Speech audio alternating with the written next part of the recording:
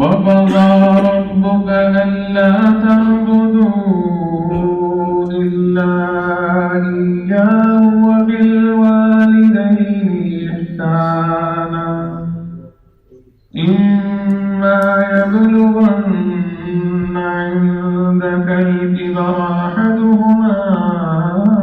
أو كلاهما فلا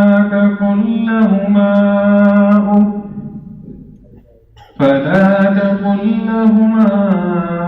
أف ولا تنهرهما وقل لهما قولا كريما واخفض لهما جناح الذل من الرحمة وقل رب ارحمهما كما ربياني صغيرا ربكم أعلم بما في نفوسكم إن تكونوا صالحين فإنه كان